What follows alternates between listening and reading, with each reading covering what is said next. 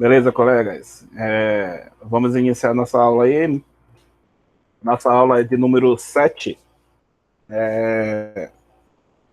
O assunto, né, para o sétimo dia, né? Lembrando que nós, na verdade, no andamento da aula, estamos no 8º dia do módulo. Temos mais o dia de amanhã, em que vai ser passado aí as questões das responsabilidades, ou seja, todo esse critério aqui que a gente colocou de apresentação da NR10, das medidas de controle, das medidas de prevenção, aplicação, tudo isso daí que a gente viu aí durante esse módulo, sempre vai ter que ter alguém responsável, né, para ser a referência do trabalho, né, geralmente o mais experiente ou um supervisor de manutenção,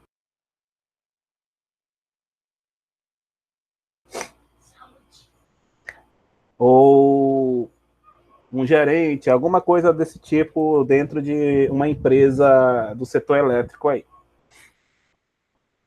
Então, tem que ter uma pessoa que vá tratar justamente sobre essas responsabilidades, sobre o trabalho em si, de como será conduzido, né? Então, o fechamento do módulo, a gente vai apresentar as responsabilidades. Iremos passar aí sobre as responsabilidades no final do módulo. E vamos tratar hoje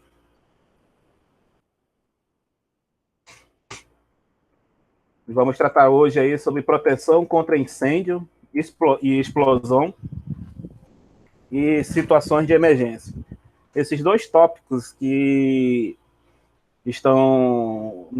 serão vistos hoje, né, são os dois tópicos que tratam justamente, né, daquilo que, se porventura, né, alguma coisa fugir do controle, né, e ter que tomar algumas medidas preventivas, né. Então, eu faço a seguinte pergunta, né, se vocês veem extintor de incêndio próximo de vocês, será que qualquer extintor de incêndio apaga qualquer tipo de fogo?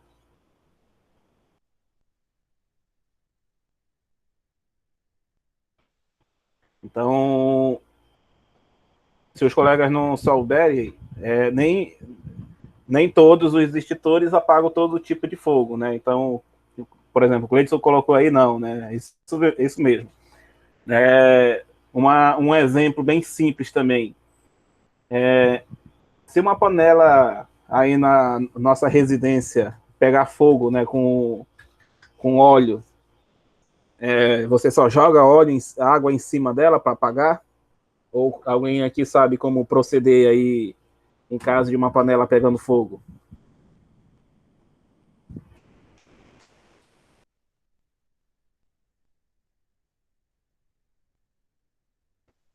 Em caso de panela pegando fogo, né, é o caso que o colega colocou aí, né, por abafamento, né?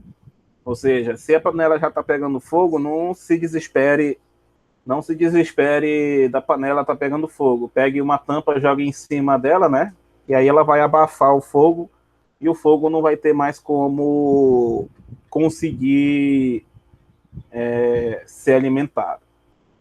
E as situações de emergência, né? É justamente esse comentário que eu fiz, né? O que fazer caso aconteça um tipo de emergência, né? Esse exemplo aí da panela, né, que eu comentei agora há pouco, é um exemplo de situação de emergência e o procedimento de abafar o fogo é justamente a ação necessária para que o fogo venha a ser extinto.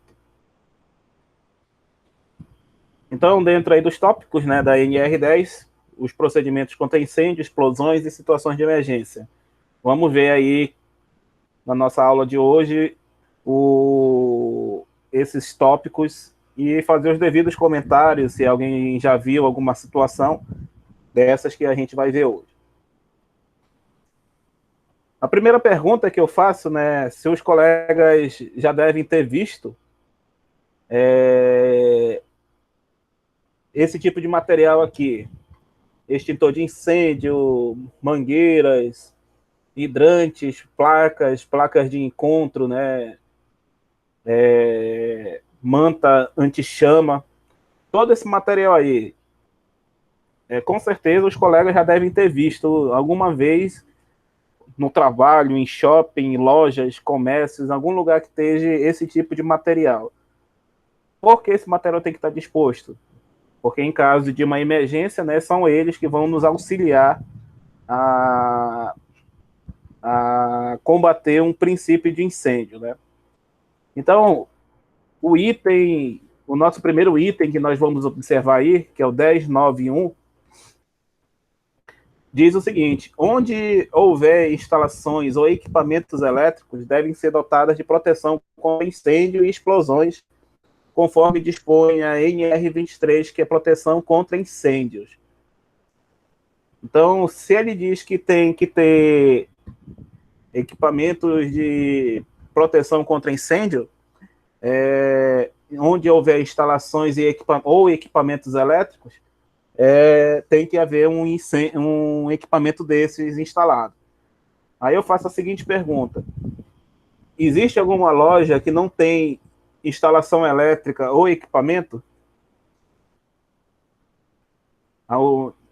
Com certeza não. Então, toda loja tem que pelo menos ter um desses dispositivos para caso venha ocorrer algum sinistro, né? E dentro da nossa casa, será que não tem instalação elétrica e equipamento? Lembrando que a NR23, ela fala sobre proteção contra incêndio, mas ela também pode ser aplicada sem problema nenhum na nossa residência, como foi o exemplo que eu mostrei ontem na questão da sinalização e procedimentos de trabalho. Então, a própria NR23, né, ela diz que tem que ter um desses equipamentos conforme a sua instalação. Então, na nossa residência também deveria ter pelo menos um desses itens próximo ao quadro de distribuição elétrica, se assim tiver.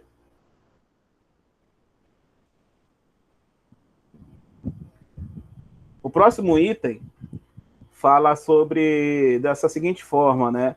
A equipe de brigada de incêndio é treinada para intervir em caso de emergência, adotando as medidas de proteção contra incêndio e, na sua ocorrência, adotar medidas que evitem sua proliferação. Ou seja, começou um princípio de incêndio. Começou um princípio de incêndio e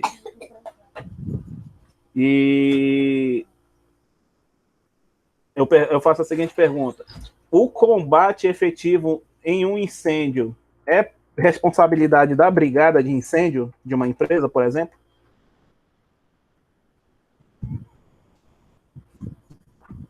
Vocês entenderiam, estão entendendo essa diferença da pergunta que eu estou fazendo?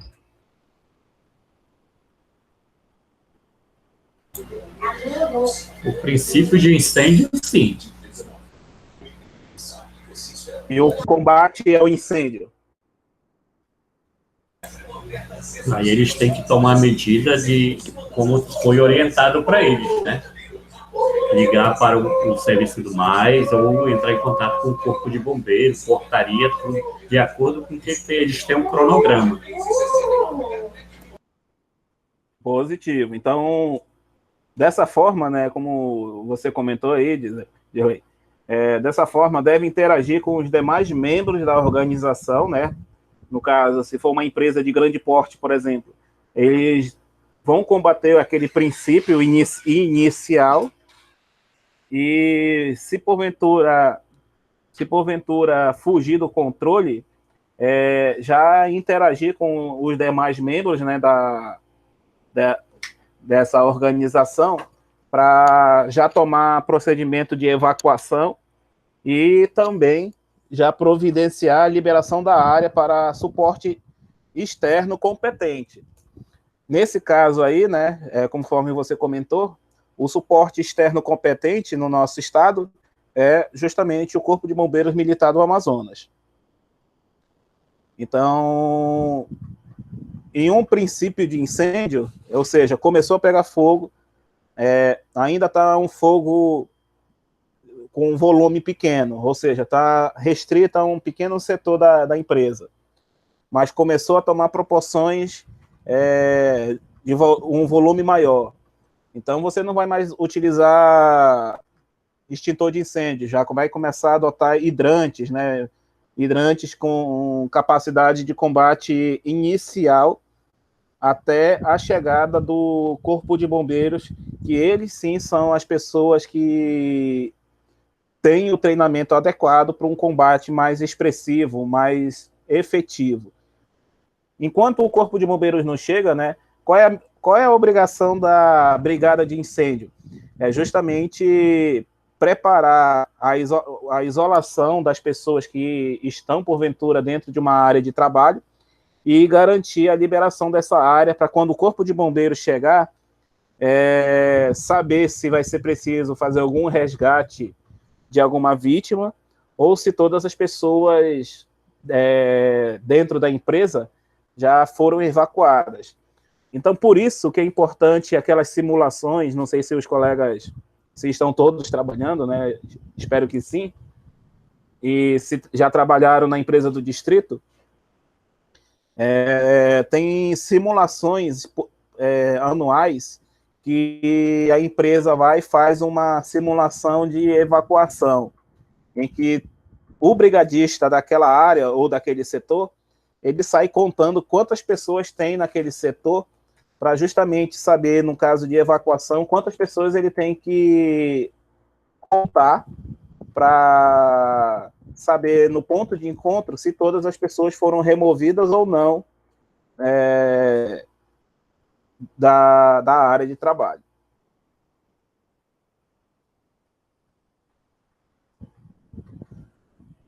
Aqui eu vou chamar um ponto de atenção, que é o seguinte: a brigada de incêndio, independente de qual empresa seja, é apenas para atuar no princípio do incêndio, que é o que eu comentei agora há pouco.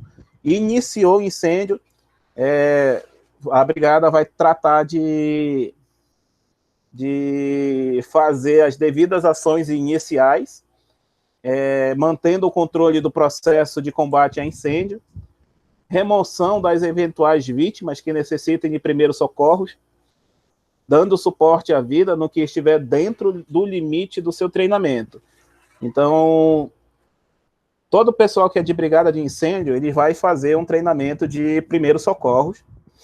E lembrando, atendimento de primeiros socorros é só o necessário para manter uma eventual vítima segura, enquanto o socorro efetivo não chega. E o combate propriamente dito deve ser dotado de equipamentos e pessoal propriamente treinado para essas situações. Nesse caso, o bombeiro militar, né, para o combate a incêndio e eventuais resgates, e o pronto atendimento, né, o SAMU, no nosso caso, para um mais qualificado. Então, nada de brigadista tentar dar uma de herói, né? De tentar, vamos combater o fogo até onde a gente conseguir. Conseguir não, que eu digo, é até onde conseguirmos apagar todo o incêndio. E não dar aquela de herói de tentar substituir o corpo de bombeiros. Então, o pessoal treinado é o corpo de bombeiros. O pessoal de brigada é só um suporte inicial.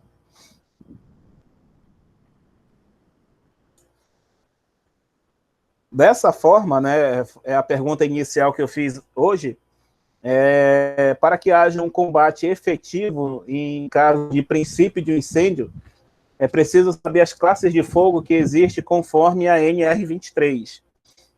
E a NR23, ela separa em algumas classes. Tem as mais comuns que nós ouvimos, classe A, B, C e D.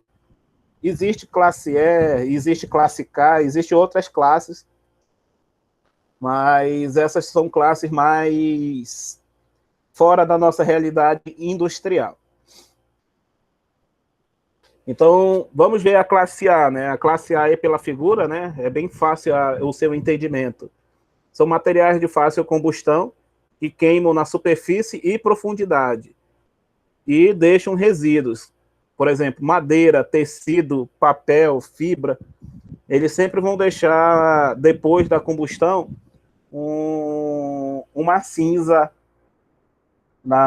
após a queima.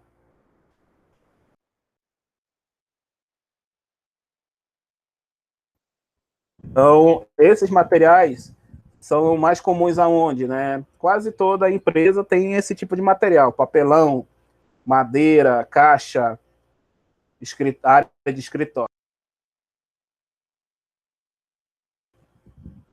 Vamos ver aí o que seria a classe B, né? A classe B de incêndio.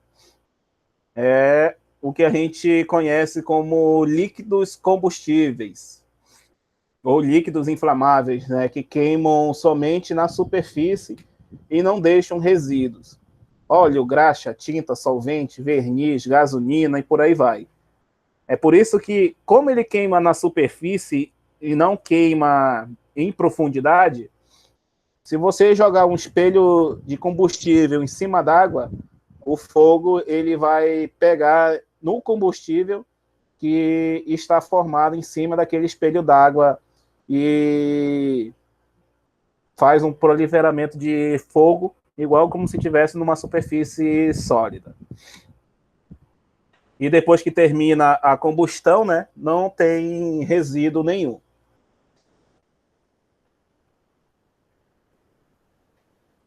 Essa situação aí que está na foto é a do nosso interesse, né? Esse tipo de incêndio. Qual seria essa classe aí?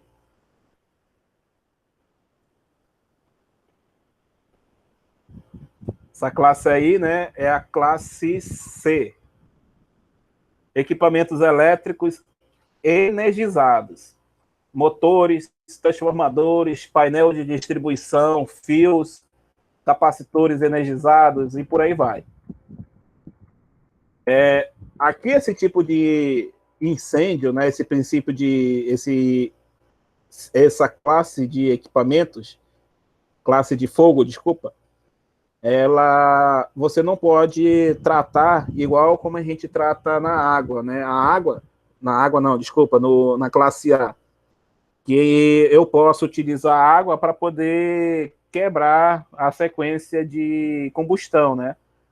E na classe C, eu tenho que utilizar pó químico para poder extinguir esse fogo, porque o pó químico vai criar uma superfície em cima da área de incêndio e também vai parar o incêndio por abafamento. Qual é o mais viável fazer nesse tipo de incêndio? O mais viável nessa situação, já que a classe C é equipamentos elétricos energizados, é você chegar na instalação elétrica e desligar o equipamento que está em condição de fogo quando energizado. Aí eu faço a seguinte pergunta: por que um equipamento elétrico chega a pegar fogo? Se existe disjuntores, condutores, existe tudo isso daí, mas acaba pegando fogo. O que aconteceu aí para chegar a esse ponto de pegar fogo? Pode ter sido um curto-circuito, ou esquentou muito, algo assim, tipo, né? Positivo. Você disse curto-circuito, né? E o cabo pode ter esquentado. Mas eu comentei que esses equipamentos têm disjuntores, têm condutores, mas o que está por trás disso para chegar a pegar fogo?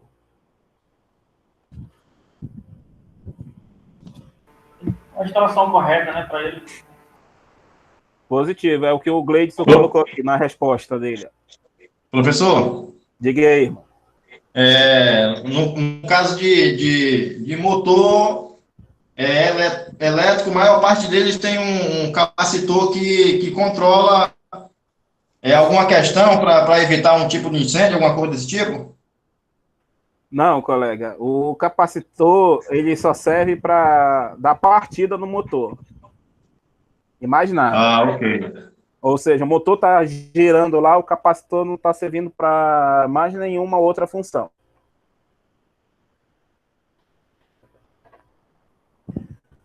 Ó, o nosso colega Gleidson aí colocou o seguinte, dimensionamento. Lembra das aulas do módulo de elétrica? Que quando eu falei que a fórmula principal que nós vamos usar aí no nosso curso era aquela fórmula de cálculo de corrente? Não pode esquecer, colega. Isso daí vocês vão usar até o dia que vocês disserem que não vão mais trabalhar com elétrica. O que a gente mais utilizou naquele monte de cálculo lá de elétrica para corrente? O que a gente precisou fazer com aquele cálculo de potência? Achava a corrente e depois achava o quê?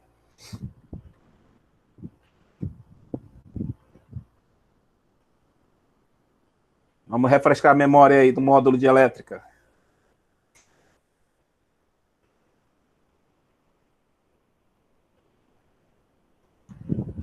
Quando a gente acha a corrente, né, depois da potência, com a potência nós achamos corrente elétrica.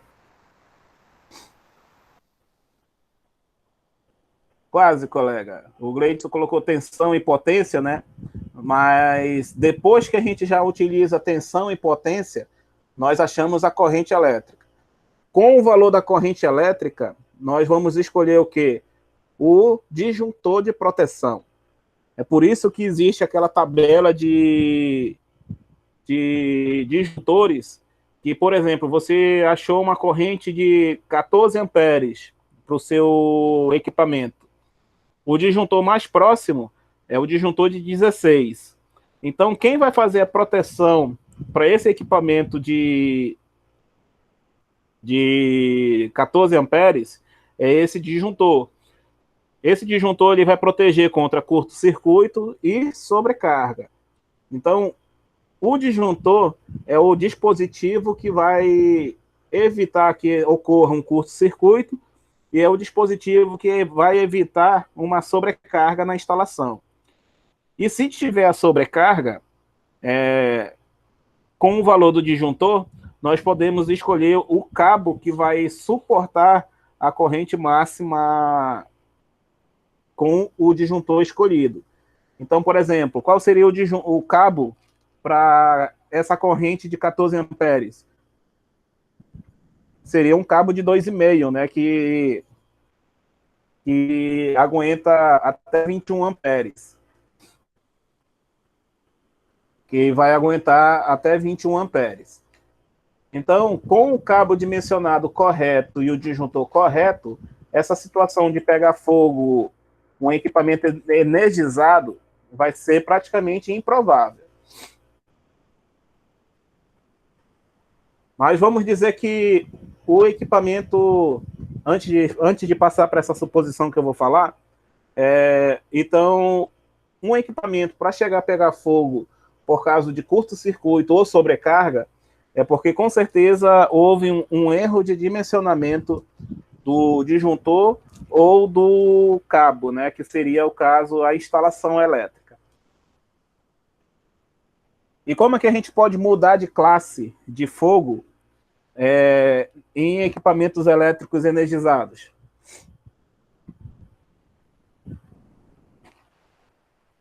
Basta apenas, né, se o meu equipamento ele ainda continua energizado, mesmo pegando fogo, para eu mudar de classe e poder trabalhar com um método extintor mais eficiente ou mais rápido, eu simplesmente vou e desligo o fornecimento de energia elétrica para esse equipamento que, porventura, estiver pegando fogo.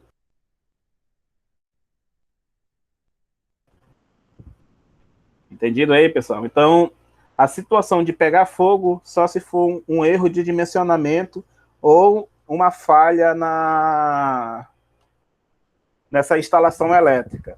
E falha de instalação elétrica é falta de manutenção também.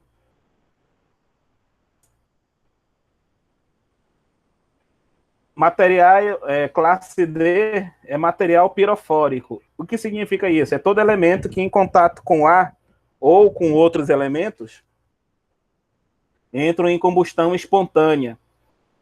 Por exemplo, magnésio, zircônio, titânio e por aí vai. Entre esses materiais. Não sei se vocês já ouviram falar em... Vou ver se eu consigo falar direito aqui. Permanganato de potássio e glicerina. Vocês já viram o que acontece quando mistura esses dois?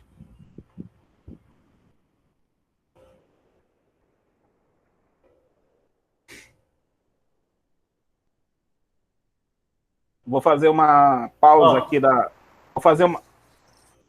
Vou fazer uma pausa aqui da apresentação e eu vou colocar um vídeo aqui. Só um minutinho, que eu já vou deixar aqui o vídeo na espera. Isso daí são dois elementos químicos, né?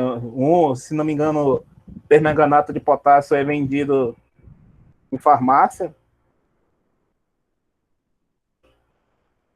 Todos os dois parece que são vendidos em farmácia. Eu não lembro como é que é a questão da aquisição desse produto. Mas vocês vão ver agora aqui, ó.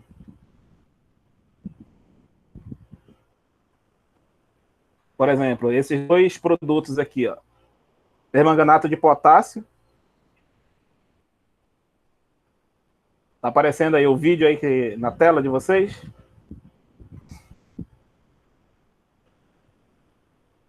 Sim. Aí vai pingar... Pingar não, né? O cara colocou bastante aí, né? A glicerina em cima desse permanganato de potássio. Vamos observar aí o que vai acontecer aí.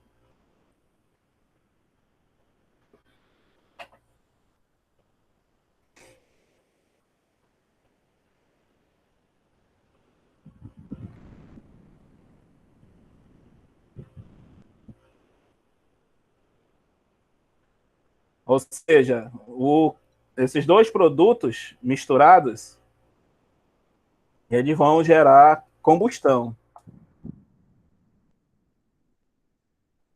Eles geram combustão para fazer fogo, né, para questão de sobrevivência de selva, né, que o pessoal utiliza muito isso daí.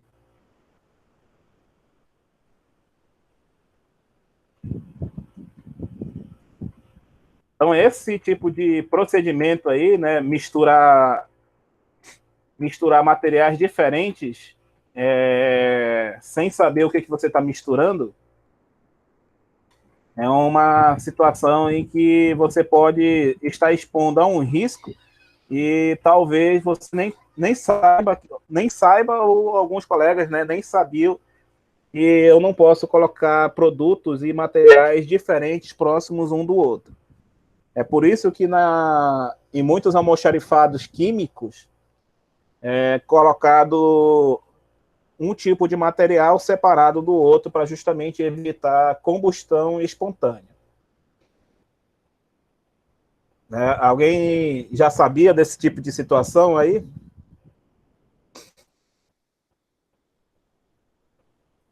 Alguém já tinha visto esse tipo de fogo? Esse aí, professor, eu entrei agora. O que é essa questão aí? Você sabe o que é o permanganato de potássio e glicerina?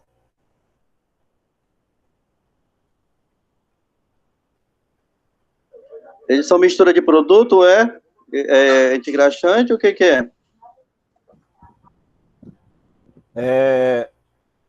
São dois produtos, os dois são vendidos em farmácia, se não me engano, para coisas diferentes, mas se você misturar os dois, eles vão pegar fogo por combustão espontânea, né? Pega fogo sem você necessariamente colocar fogo neles. Nós já tivemos, já passei por isso aí, mas foi com aquelas estopas de produção, que é limpado o material, aí foi colocado dentro de uma lixeira com outro tipo de produto e acabou, por ele mesmo, incendiar, pegar fogo. Positivo. Deve ter sido esse tipo de situação, né? Você acaba colocando materiais diferentes, sem saber a procedência deles, e ele pega fogo espontâneo, né, que a gente chama.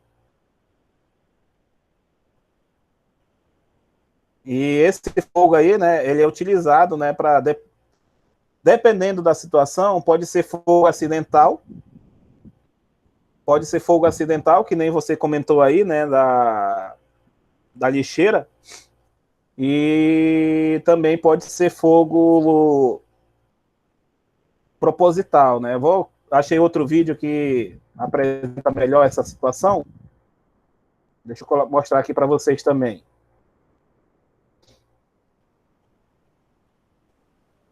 Só um momentinho que eu vou mostrar agora aqui.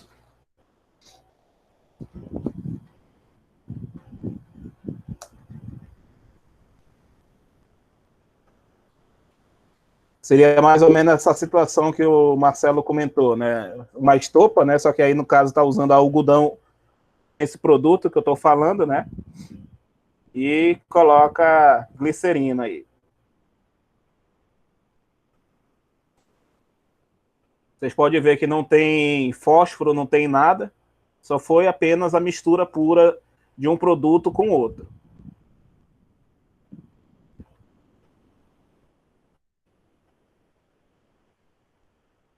Eu acredito. Obrigada. Eu acredito que pode ter sido essa situação que você comentou aí, Marcelo.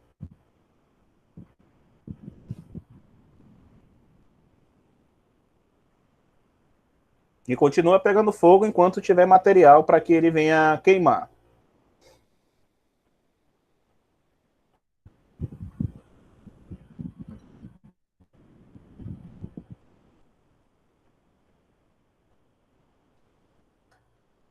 Ok, senhores. Então, essa daí que é uma das questões de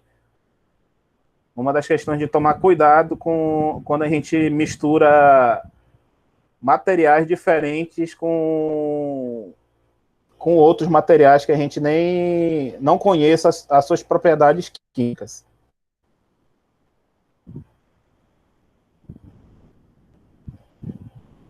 Okay, Pois é, professor. Aí depois nós tivemos um treinamento sobre descarte de material, esse tipo de material químico aí, porque depois que passamos por isso aí, que a gente nem viu o fogo, na verdade, né, da onde veio, porque essa mistura de material, começamos a ter treinamento sobre descarte, não misturar produto.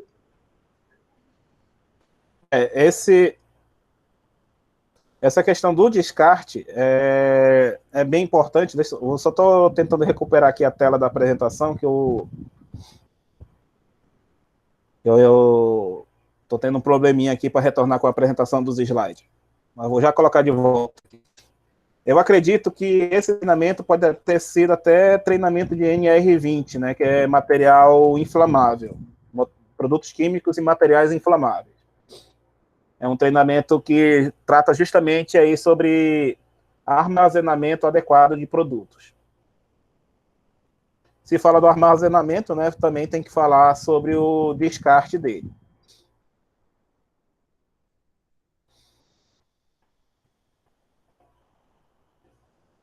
Só um minutinho aí que eu estou tentando colocar aqui a apresentação de volta aqui na apresentação.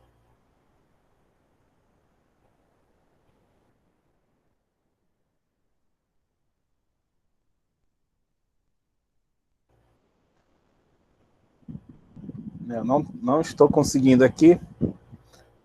Tá aparecendo a tela do slide novamente aí para vocês? Só para confirmar aí para mim. Positivo. Beleza, então. Então, se a gente tem as classes de fogo, né, nós temos também as devidas os devidos agentes combatentes, né? Ou seja, os agentes extintores para cada tipo de fogo, né? Então, por exemplo, se a gente tem o fogo da classe A, que é o fogo envolvendo papel, madeira, caixa de papelão, por aí vai. Nós temos a água pressurizada ou água com gás pressurizada, temos o gás carbônico, pó químico seco e pó químico pressurizado e outros produtos químicos preparados para cada situação, que também tem a devida classe de utilização.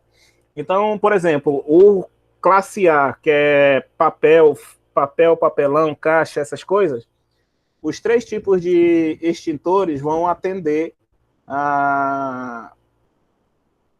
ao combate inicial desse incêndio da classe A.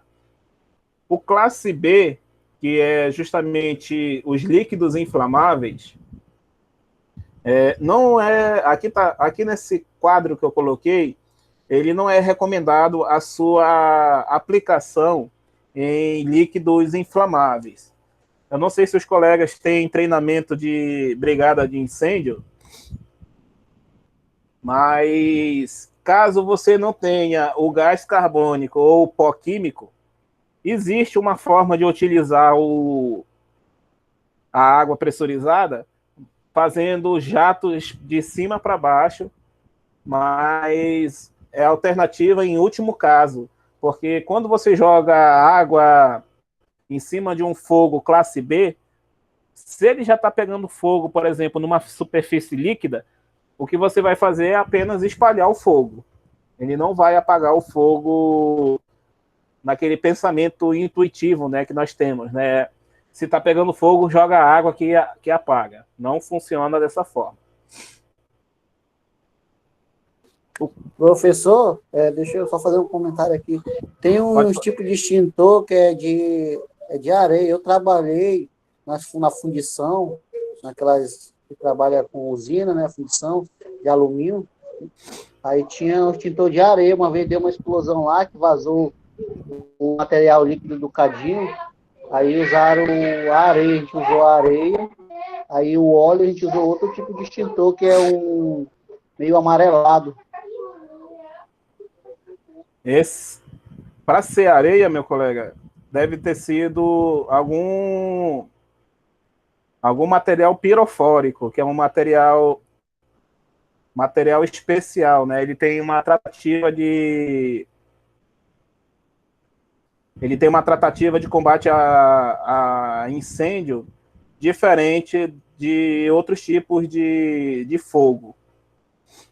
Então, esse caso aí que você está comentando, que utiliza areia, com certeza um exemplo bem clássico aí de material pirofórico que utiliza meios especiais. Então, como você está falando que é uma metalúrgica, se não me engano, com certeza foi identificado um risco de incêndio em um material que, se você joga água, por exemplo, em vez de apagar o fogo, quando você joga água, ele piora o fogo. É alumínio fundido, derretido. Então é isso. Que nem ferro, que nem aquela fornalha de ferro, caldeira, só que era caldeira de alumínio. Que a gente fazia, né, peça para motorhonda, a gente derreteu o material de lingote. Aí o moleque foi lá e meteu uma caneca daquelas de louça fria dentro do cadinho, aí deu uma explosão que nem um tiro de escopeta, ficou só o buraco no telhado. Quase o moleque se arrebenta todinho. Então esse rapaz aí, meu colega, pode ter certeza que ele nasceu de novo, porque esse tipo de situação é bem perigosa e por isso que eu comentei, né, com você, que dependendo da aplicação, se você joga água, em vez de pensar que está resolvendo, você está piorando a situação. Eu acho que esse moleque aí era o Gessé. Será, meu colega? Não, era operador novos que estavam em treinamento. Eu já tinha já um tempinho lá na empresa. Eu já sabia como procedia já, todo o procedimento de segurança. Só que eles foram mal treinados. Não foram treinados da maneira correta e fizeram o uso indevido do cadinho, caso que ele tenha uma certa temperatura, foram fazer um resfriamento de uma caneca de louça perto do alumínio fundido lá, que estava em quase 1000 graus. Ei, Gessé, tu já tinha estourado a tua caneca, né? Vamos deixar aí os comentários alheios aí para outro momento, meu colega. Quem já viu solda de cabo de aterramento, aquela solda exotérmica? Eu ia comentar essa situação de solda exotérmica aí, aconteceu comigo ano passado. O cadinho, ele deu uma explodida lá, mas é porque tinha tapado todas as saídas, né, para poder... Como estava usando o cadinho, era de para uma medida, e os pacotes com a solda era de uma medida menor, então eu tinha que pôr um pouco a mais do outro, então nunca ficava numa medida certa, né? Ou vazava ou ficava em excesso. E eu usei, por exemplo, barro, né, para tapar, como já tinha barro ao redor de onde estava fazendo o aterramento, eu acabei usando, fiz um pouco da golda com barro e tapei um pouco para poder ele segurar. Rapaz, deu uma explosão que foi pedaço de cadinho para todo lado e a pólvora foi o cobre líquido para todo lado lá, queimou os colegas nossos lá. Mas foi pouca coisa. Meu colega, esse exemplo aí da solda exotérmica que a gente usa em malha de aterramento, vou aproveitar o seu exemplo, né, que você disse que estava utilizando barro. O barro, por si só, ele tem uma propriedade de acumular água. Então, à medida que a combustão exotérmica está ocorrendo, aquela água ela evapora, cria pequenas bolhas de ar dentro do cadinho, e bolhas de ar pressurizada, ela chega a certo ponto que, com certeza, ela não tem mais para onde ir. Aí ela vai explodir o que estiver sendo aplicado. E explode bonito, meu colega. A explosão foi feia. Inclusive, era a última solda que eu tinha para fazer, para finalizar o serviço, entregar a obra e a gente sair fora, né? Deixou para explodir na última. Nas outras eu consegui fazer tranquilo, eu continuei utilizando. Quando não, eu passava um pouco de fita isolante, né? Nas partes do galpão onde não tinha, por exemplo, barro, né? Então eu acrescentava um pouco mais de fita para fechar bem. Porque, como eu te falei, né? O cadinho era para uma medida específica e o que veio no pacote era outro. E aí tinha que fazer toda uma adaptação porque os caras não iam comprar outro cadinho, né? Positivo. E o chato desses negócios, né? Eles são tanto para tamanho específico e para aplicações específicas, né? Tem cadinho para união, tem cadinho para união, não. Emenda linear, emenda cruzada para fazer T. Em T, ou então reta, né? Isso, pois, inclusive, essa era para fazer, o cadinho que eu estava usando era justamente o cadinho em T, então eu tinha que fechar sempre uma passagem, né? Aí eu tinha que usar alguma coisa para tapar a outra. Era meio bagunçado lá. Eu vou chamar isso de recurso técnico provisório, para não chamar aquele nome que a gente já conhece. Pois é, assim mesmo. Não, meu colega. Então, senhores, já que a gente comentou aí da questão do... Professor, uma informação aí. Pode falar. Vocês falaram grego comigo que eu não entendi o que é cadinho. Dá para me explicar o que é cadinho, por favor? Cadinho é o seguinte, colega. Quando você vai fazer solda exotérmica em malha de aterramento,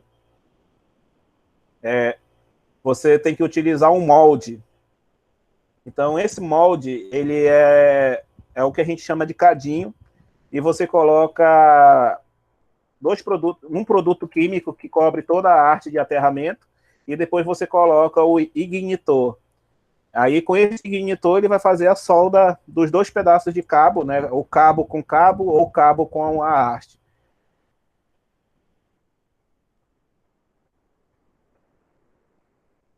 Eu vou... Qual é o nome daquele material específico para ser feito o cadinho? Eu chamo ele de grafite, né? Se não me engano, ele é grafite mesmo. Eu não recordo agora o nome exato, não, também. Mas se não tem nada, é grafite mesmo. E é caro um cadinho daquele. Eu vou aproveitar que a gente está falando disso daqui, que é para... Não sei se todos os colegas aqui têm a mesma dúvida. Vou novamente aqui apresentar a minha tela, para justamente a gente não sair daqui com essa dúvida. Você tá vendo aí? Tá aparecendo aí um molde aí, Marcelo? Tá vendo esse buraco aí nesse quadrado? Positivo, tô vendo, professor. Esse daí é o cadinho que a gente tá falando aqui. Ele tem uma chave especial também. Por exemplo, você vai colocar o cabo aqui embaixo. Nesse caso aí é onde ele está mostrando, né? Ele vai fazer uma emenda em T, se não me engano. Aí, ele vai colocar a outra ponta. Tá aí. O que o Everson estava comentando agora há pouco era isso aqui, ó. Ele vai fazer uma emenda em T. Um desses lados, não sei como que o Everson estava fazendo, um desses buracos aqui estava sendo fechado. Esse onde está a seta aí, eu tinha que fechar ele. Em algumas situações, né? Tá aí, ó. Então, existe esse alicate aqui, ó, que é para justamente você abrir abre o cadinho todo, para você fazer justamente a posição desses cabos de aterramento, ok? Aí, quando você fecha essa chave, o cadinho está todo fechado, aí ele prende os cabos, que é para justamente não ter risco de sair do lugar. Aí ele vai colocar o primeiro pacotinho, né, que é para fazer o preparativo da solda. Alguns vêm com essa moeda, na verdade, quase todos vêm com essa moeda aí de preparo. Aí o primeiro produto, infelizmente eu esqueci o nome, se o Everson tiver lembrar o nome aí, me ajuda também. Mas a gente chama de... Neografite. Não, é uma mistura que vem aí, tem cobre em pó e a pólvora, mas tem um nome específico mesmo. Ele tem um nome certinho aí, eu também não lembro, não. Aí você vai colocar o que a gente chama de ignitor, que é esse pozinho de caminho aí, ó.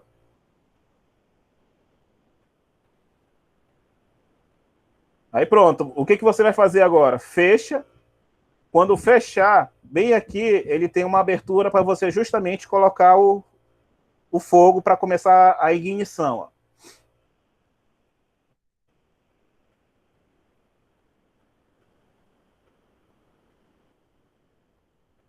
No caso aí, ele faz a fusão, né, professor, entre os três cabos juntos.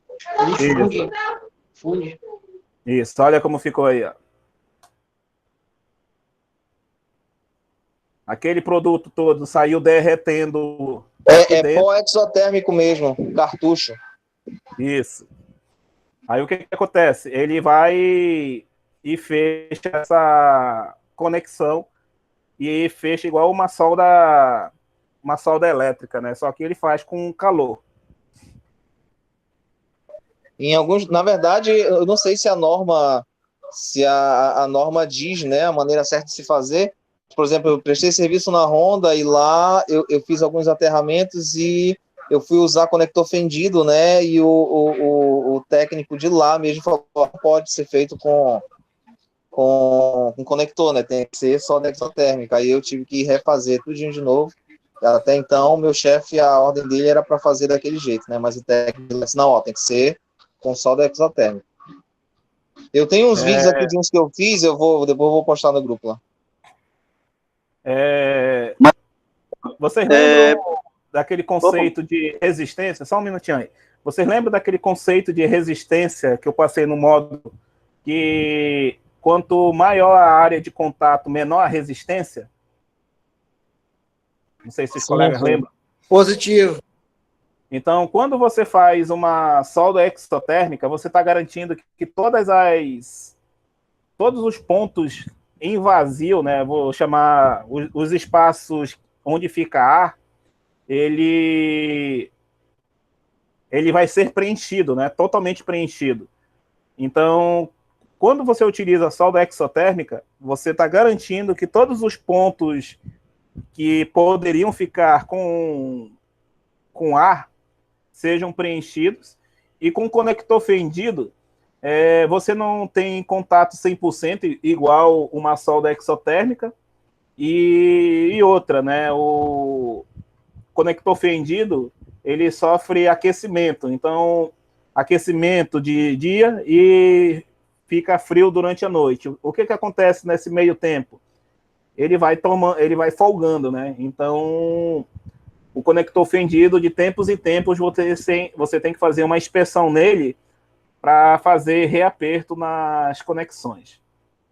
Então, foi por isso que talvez o rapaz aí da Honda pediu para você refazer, porque não é tão garantido quanto uma solda exotérmica.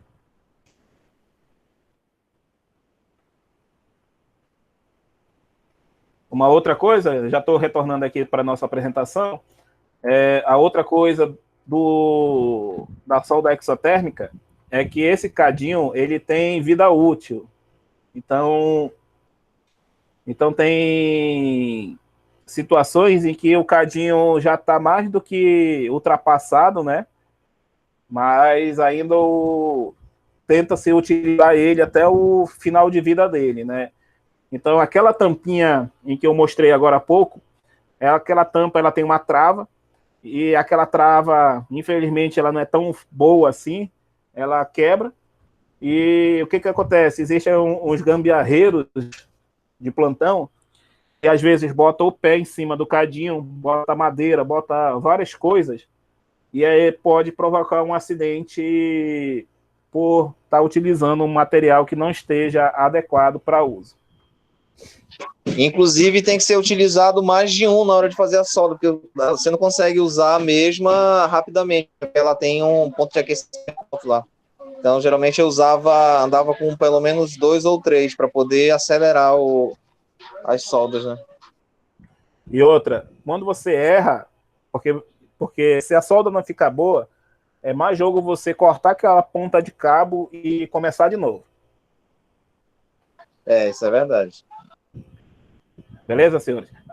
Nesse caso aí, se encaixa no caso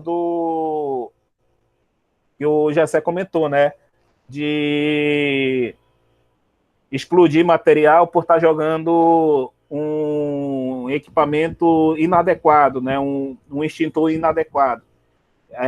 Esse tipo de fogo que a gente vê, no caso da solda exotérmica, é um fogo controlado, ele é rápido.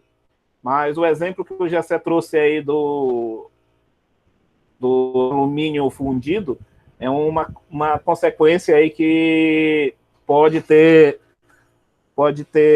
consequências fatais, infelizmente.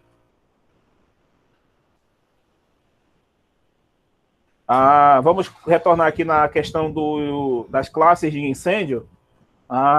Os equipamentos classe C, você não pode utilizar água. Se você jogar água, você vai acabar sendo parte do circuito. Então, se você jogar água em um equipamento pegando fogo e ele esteja energizado, você vai fazer parte daquele circuito energizado. Então, nesse caso aí, não utiliza o extintor com água, você utiliza gás carbônico e o pó químico para esse tipo de incêndio. Em que situação você pode jogar água? Se você conseguir garantir o desligamento do equipamento que esteja pegando fogo.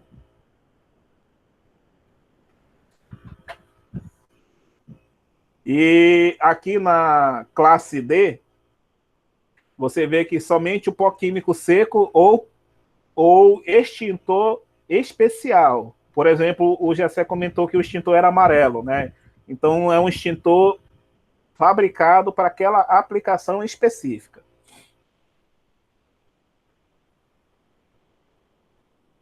O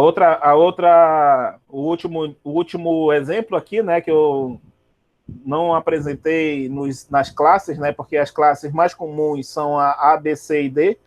A classe K é a classe envolvendo óleo aquecido, né, onde geralmente a gente utiliza na cozinha. Entre esses extintores que estão aqui, vocês sabem por que só o gás carbônico tem esse difusor?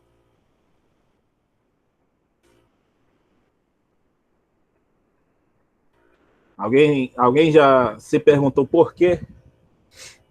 Porque o gás que ele emite com a pressão, ele abaixa a temperatura, não é isso, professor? Positivo. Então, onde que eu tenho que segurar no extintor de gás carbônico? A parte vermelha ou na parte preta aí dele? A parte preta aí. Positivo, senhores. Esse difusor aí, quando você tem o gás carbônico e ele começa a sair do extintor, ele baixa a temperatura para justamente roubar o calor que está pegando, aonde esteja pegando fogo, né? E essa forma de retirar calor através da refrigeração, ela pode causar queimadura por baixa temperatura, né? Ou seja, não existe só aquela queimadura do fogo. Você pode queimar sua mão em contato com superfícies geladas. Então, esse difusor, ele está aí justamente para você, primeiro, né, direcionar o gás aonde está pegando fogo, e segundo, ele tem esse cabo de suporte para justamente proteger sua mão para que não tenha uma queimadura por baixa temperatura.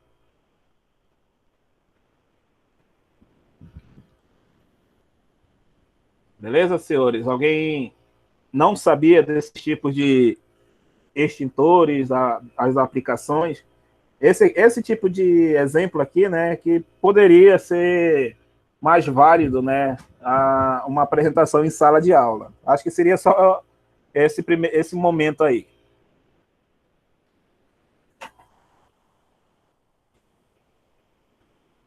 Beleza, senhores? Dúvidas até aqui, até o presente momento?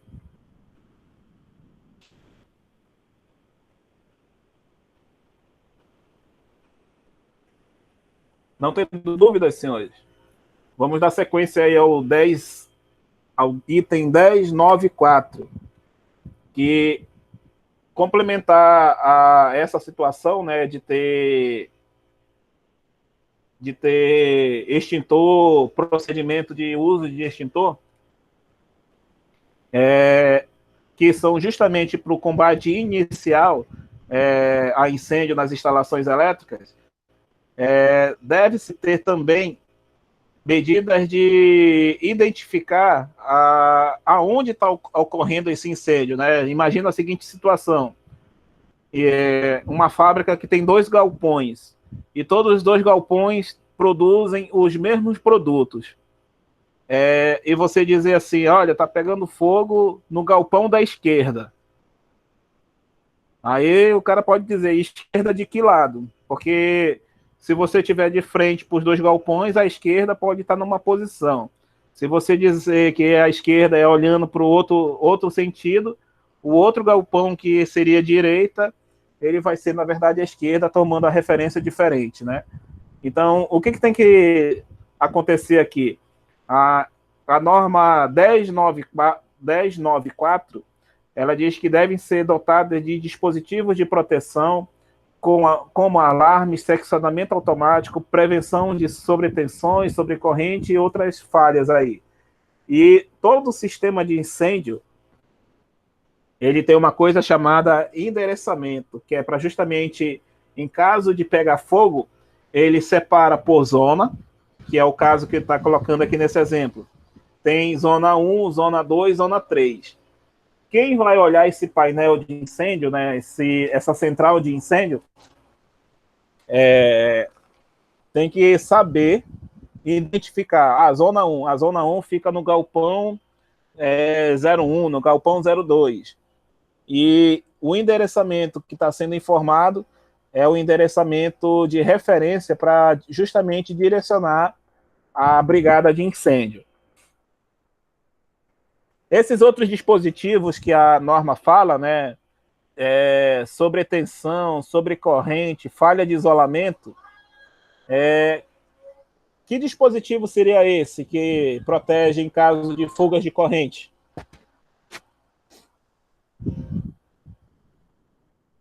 Vocês lembram aí qual é o equipamento que faz proteção contra fuga de corrente? Qual que eu esqueci agora, mas eu sei qual é. É o DR, né? O dispositivo diferencial de corrente. Ou seja, se eu quero prevenir incêndio, a própria norma já diz que eu tenho que ter esses dispositivos de proteção.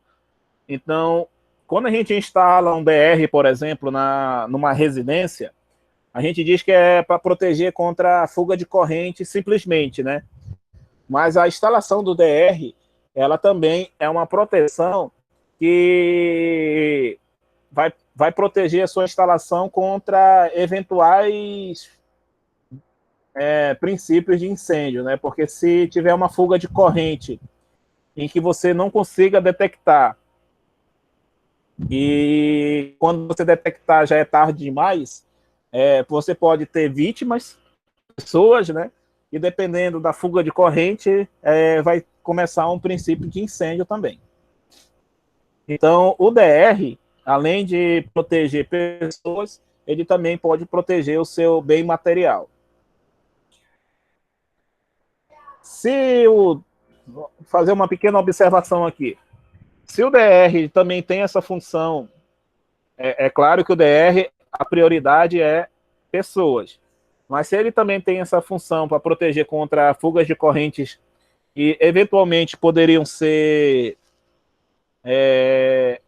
ocasionados princípios de incêndio, você já pode até subentender que o DR deve ser para a instalação toda e não para um circuito específico igual chuveiro elétrico, como a gente pode ver em alguns lugares.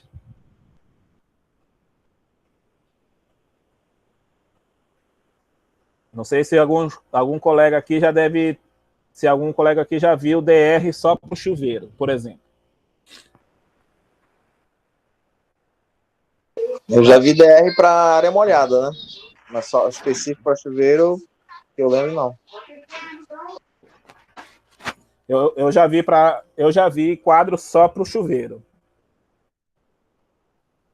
Então, pode só falar. Para chuveiro. Lá no hospital a gente tem só para chuveiro, os DR e o quadro elétrico só para chuveiro. Aí vai de cada aplicação, né? Mas você falou hospital, né? Mas nesse caso aí,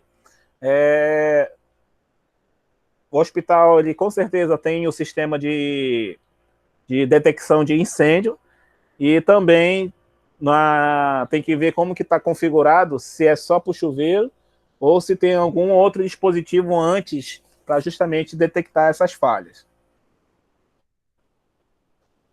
Beleza? Em hospital, só uma observação aqui, existe um processo de aterramento que a gente chama de aterramento por impedância, ou seja, existe uma resistência no aterramento, que é para justamente em caso de falhas,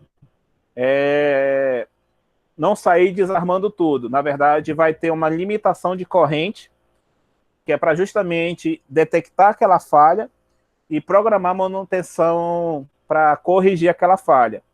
Porque se, por exemplo, imagina uma cirurgia que esteja ocorrendo e der uma fuga de corrente para o terra. Se for seguir os padrões normais de proteção, essa fuga para a terra, ela teria que desarmar um DR, por exemplo. mas geralmente em instalações em hospitais, por exemplo, essa fuga para a terra ela vai ser limitada através de um resistor, né? A gente chama de impedância, mas também pode simplificar o nome aqui como resistor, que detecta essa fuga de corrente. Aí pode-se fazer a correção depois que termina a cirurgia, aí sim a gente trabalha naquele equipamento em questão para identificar essa fuga de corrente.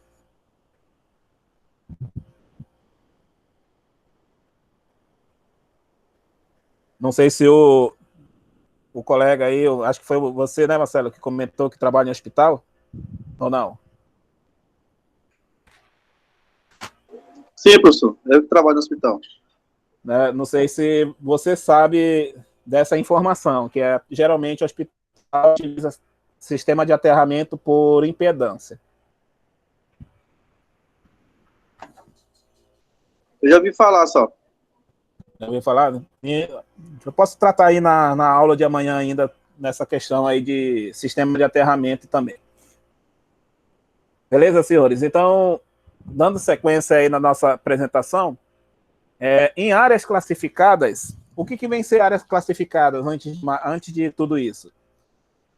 Área classificada é toda a área que possui possibilidade de atmosfera explosiva. Então, por exemplo, você trabalha em um ambiente em que existe gás natural, por exemplo.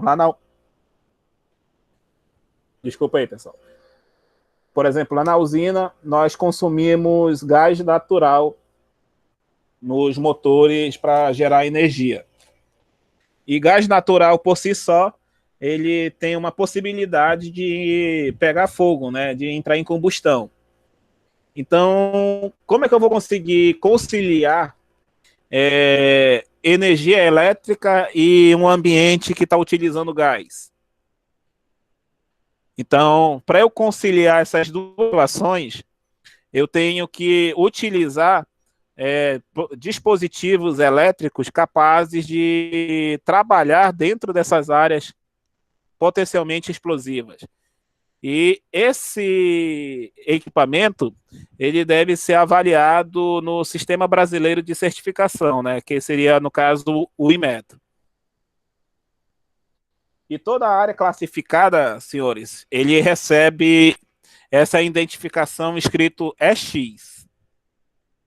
Então, se vocês, porventura, passarem em um ambiente que está escrito EX, vocês podem ter certeza que é uma área em que possivelmente ou há possibilidade de ter uma atmosfera potencialmente explosiva. Ou seja, se você não der as devidas tratativas, aquele ambiente pode entrar em combustão se você não tiver cuidados com o tratamento elétrico lá dentro. E complementar a essa recomendação, somente podem trabalhar nesse ambiente profissionais com a devida permissão formal para adentrar essas áreas, ou então remover o agente que causa a classificação da área. O que seria isso daí, né? Se lá na usina nós utilizamos gás natural, para remover o agente que causa a classificação desse ambiente, né? Seria a parada da parte de geração de gás. Então, infelizmente, essa situação nem sempre é atendida. Então, o que se tem que fazer dentro de uma área classificada? Utilizar equipamentos que não gerem faíscas, né? Então, até a ferramenta que a gente utiliza não é essa ferramenta chave combinada, chave com material de ferro. A gente utiliza chaves com tratamento térmico e, se não me engano, são chaves de cobre para justamente não ter faísca quando bater uma chave com a outra.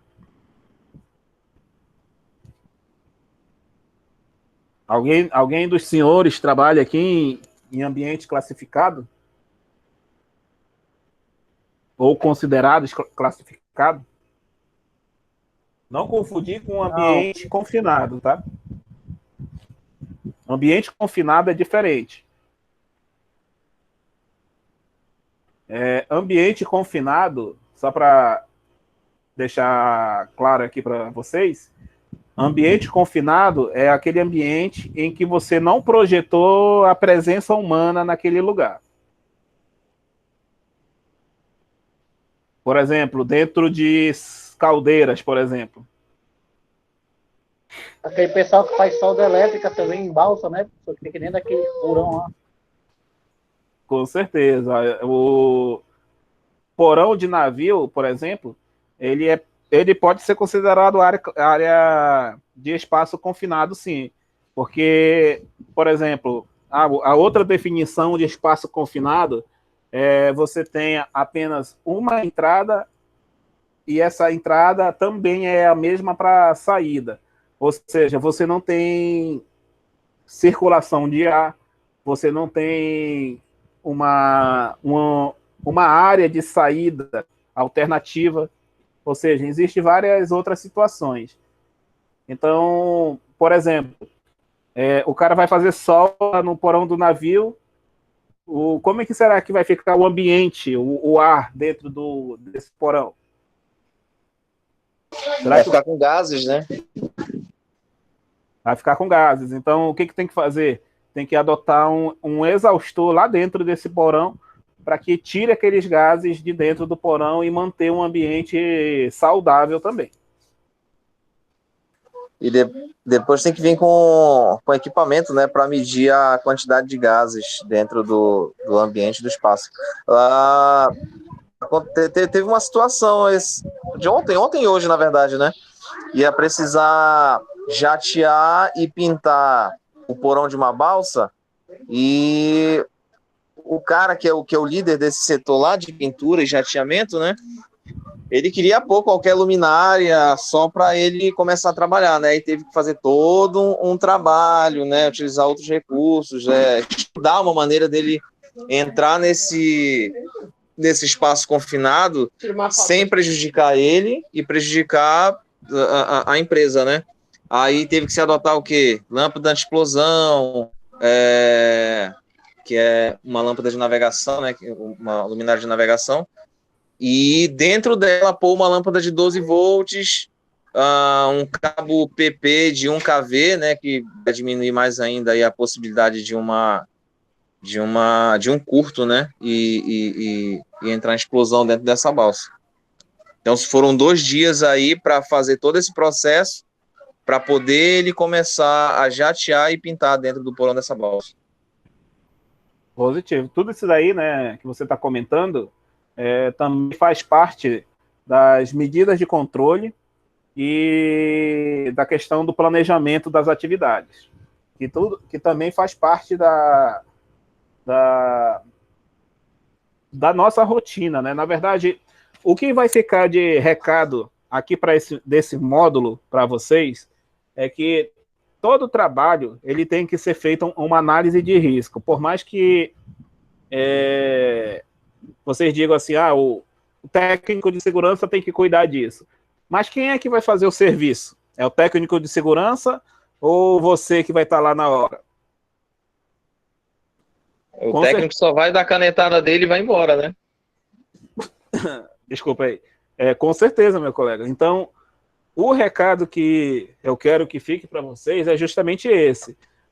Tem técnico de segurança na empresa? Tem. Mas quem vai fazer o trabalho e executar somos nós mesmos, né? O técnico ele só vai analisar, fazer a análise dele. Então, infelizmente, tem colegas aí que dizem assim, não, vou só fazer o procedimento enquanto o técnico de segurança está aqui do meu lado. O técnico de segurança foi embora, aí o cara esquece de utilizar óculos, esquece de atracar cinto, e deixa trabalhando para ele, né? Está trabalhando à vontade. Mas, na verdade, ele está se enganando, né? Porque quem vai sofrer as consequências em caso de acidente é quem está executando a atividade, e não o técnico de segurança. Aí infelizmente, né, eu acho que vocês já devem ter visto esse tipo de situação, né? O cara só espera o técnico de segurança ir embora para trabalhar do jeito dele, né? Então, por isso que esse recado aqui do módulo é: faça a sua atividade, mas façam obedecendo os procedimentos. E os procedimentos são sempre visando você e a equipe que está trabalhando ao seu lado. Beleza, pessoal? Então, esse daí são só 5 tópicos que tem aí na NR10 sobre proteção contra incêndio, né? Ela, de forma resumida, esse item 10.9, ela pede que tenha uma brigada de incêndio. Ela não pede diretamente, né? Mas ela diz que tem que ter pessoas treinadas para início, né? Para aquele princípio de incêndio conforme o ambiente. Então, além do curso de NR10, né? Então, de uma forma indireta, a própria NR10 ela já até diz que você tem que ter um curso de brigada de incêndio, ou pelo menos conhecer os procedimentos de emergência da empresa. E conhecer o procedimento, o nome é Procedimentos de Atendimento à Emergência, é justamente o item 10.12.1, que é o Plano de Atendimento à Emergência. As ações de emergência que envolvam instalações ou serviços em eletricidade devem constar do plano de emergência. Então, isso significa que, em caso de emergência, devem ser previstas ações que deem suporte tanto para a equipe de resgate quanto à vítima, prevendo as medidas a serem adotadas. Eu falei essa semana do lema aí do brigadista, né? Primeiro eu, depois a minha equipe e, por último, a vítima, né? Porque se a vítima já está lá, a segunda vítima pode ser o empolgado em tentar resgatar. Lembra do vídeo lá daquele rapaz que pegou choque, né? Acho que foi no Alvorada? Aquilo ali é o exemplo clássico. Se preocuparam tanto com a vítima e esqueceram de ver o que tem ali perto, né? E o fio estava bem exposto, bem na frente de todo mundo. Então, ali, aquele exemplo é o que a gente fala aí desse lema que parece egoísta, mas é um lema verdadeiro.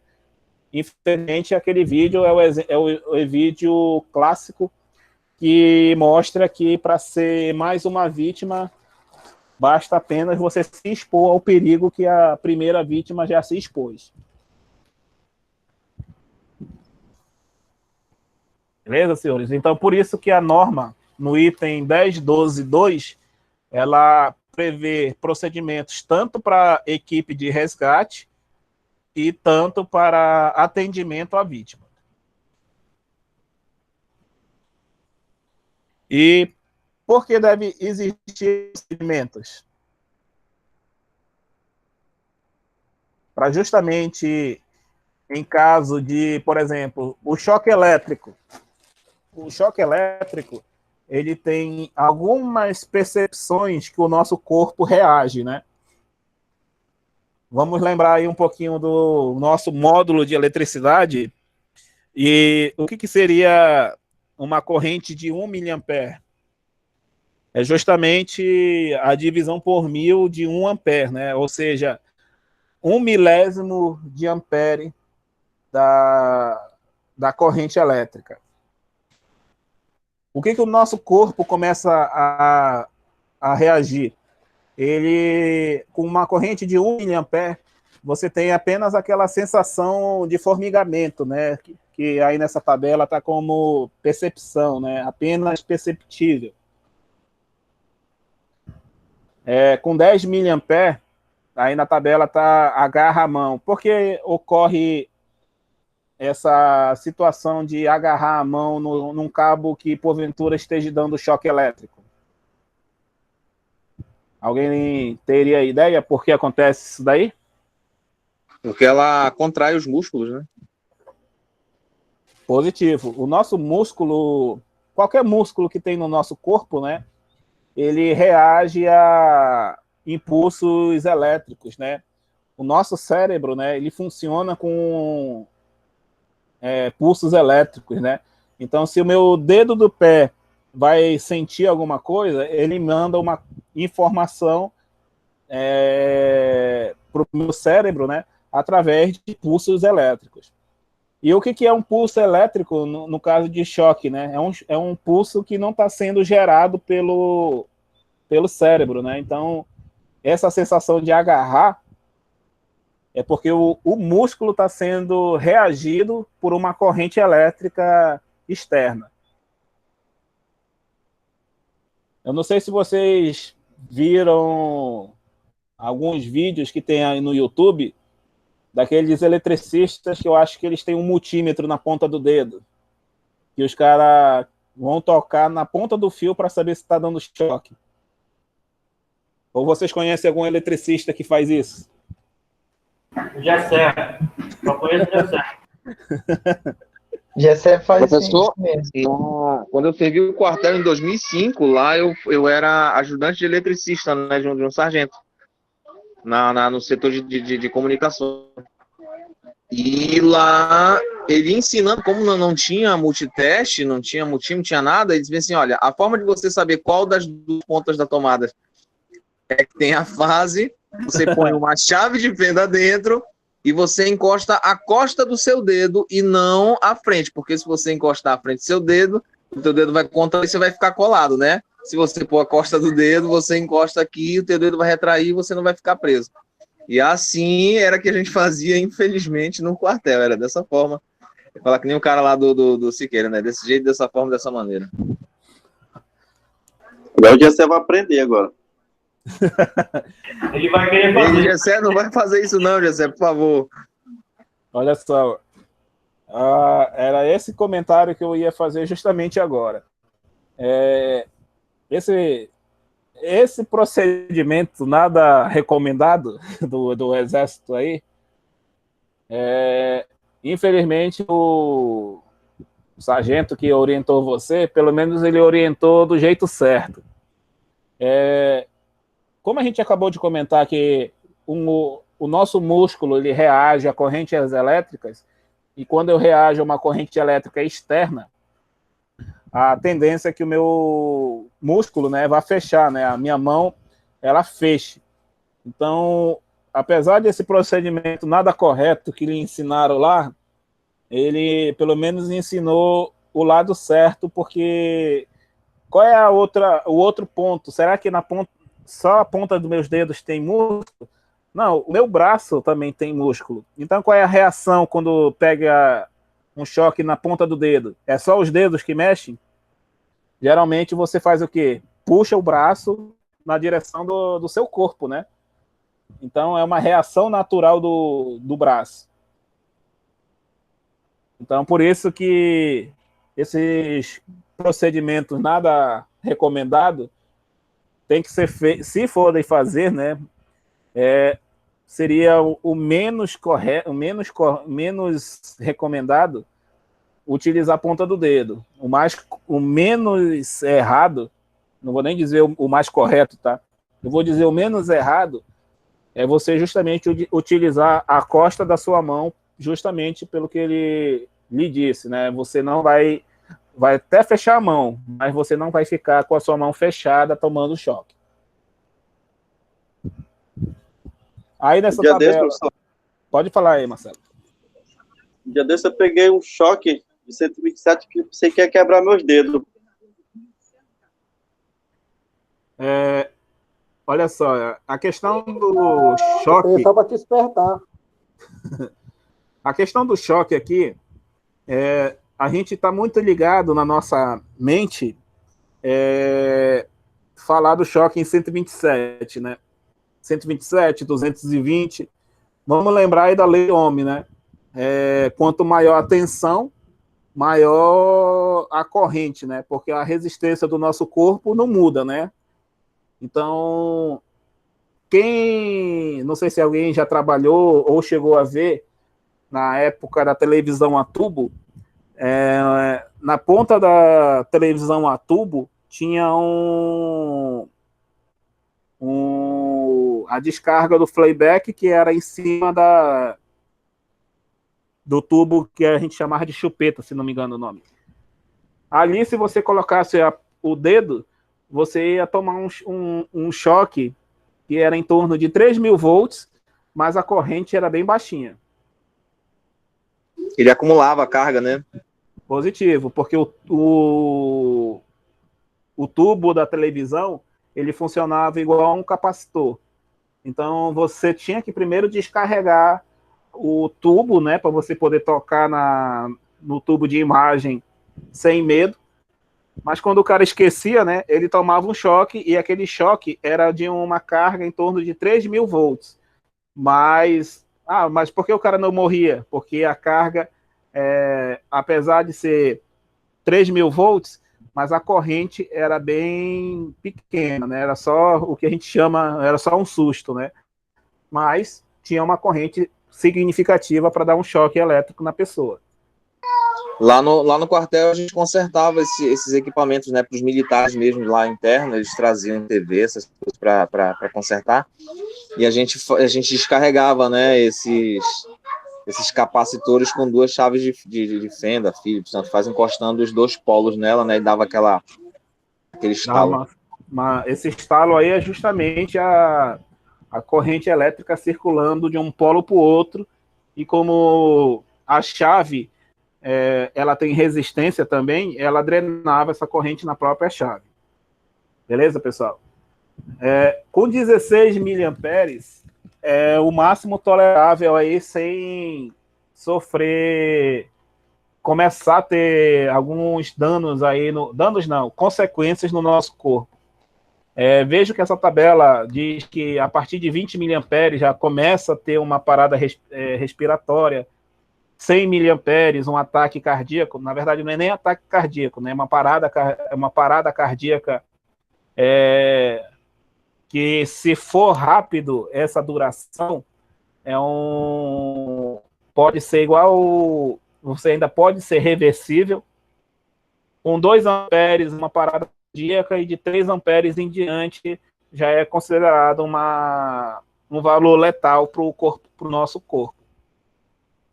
É por isso que deve-se ter a adoção de DR na instalação elétrica. E o DR é o dispositivo apropriado, né, para identificar essas fugas de corrente. E outra, todos viram aquele vídeo daquele eletricista que ensina a fazer o aterramento no chuveiro? Ensina do jeito errado?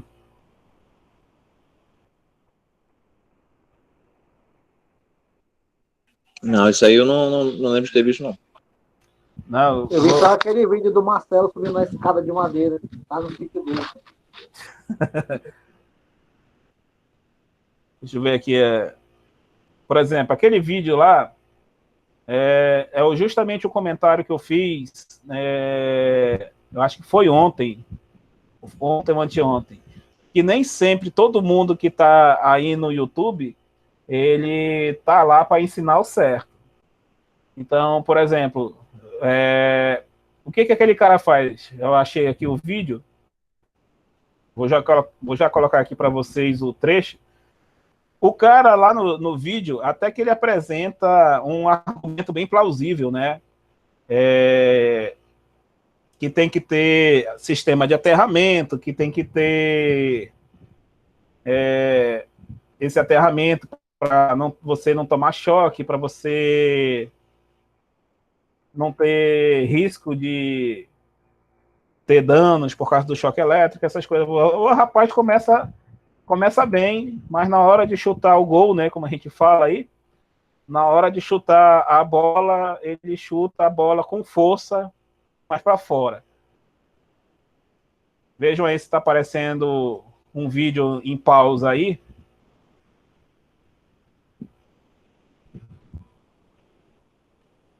Ele começa assim, ó. Sim. Ó. Depois eu posso colocar o link no vídeo, lá no nosso grupo.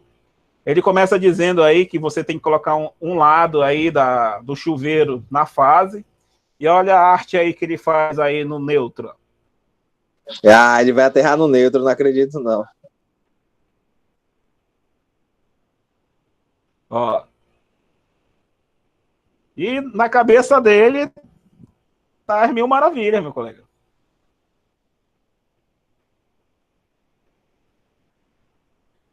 E olha como que tá aqui o título do vídeo, né? Não sei se tá aparecendo o título aí, ó.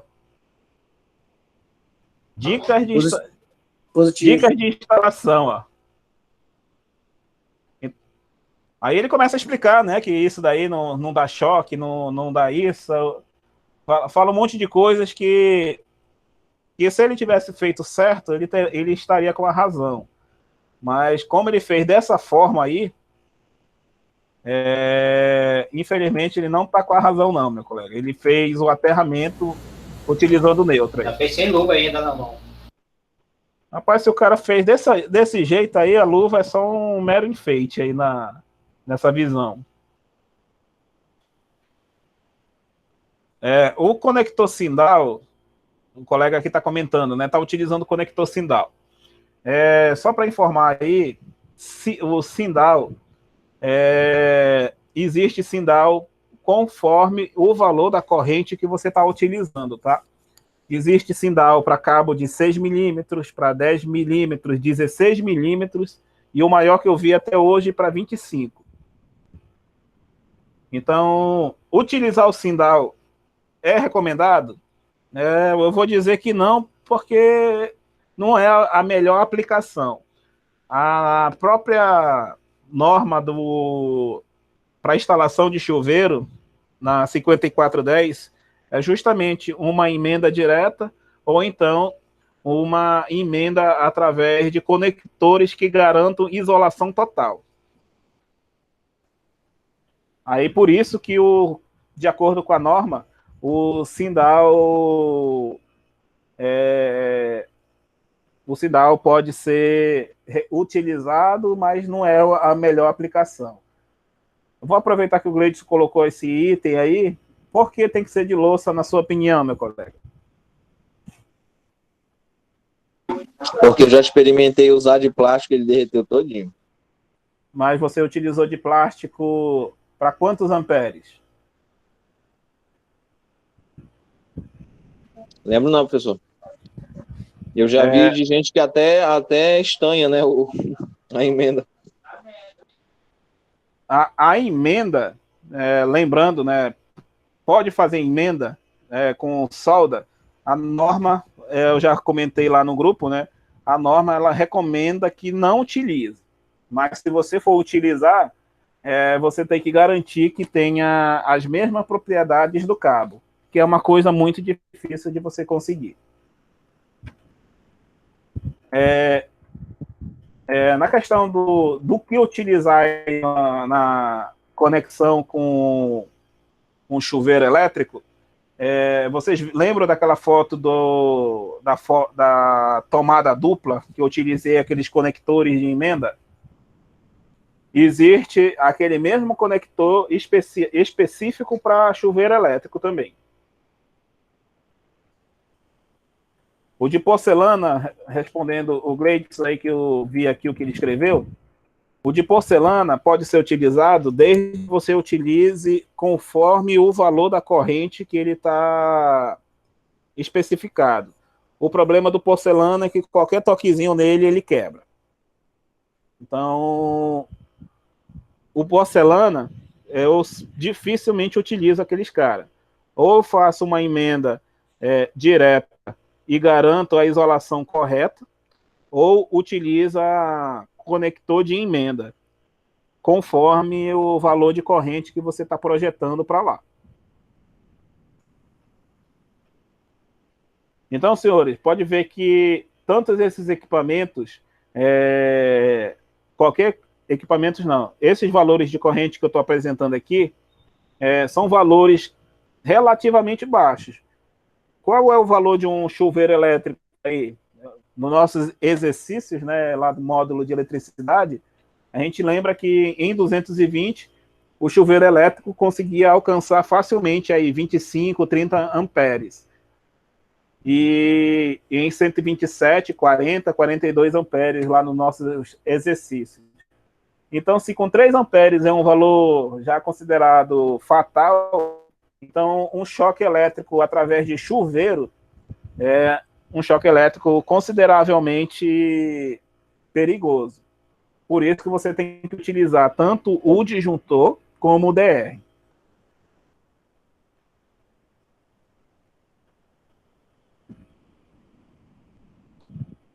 Beleza, senhores?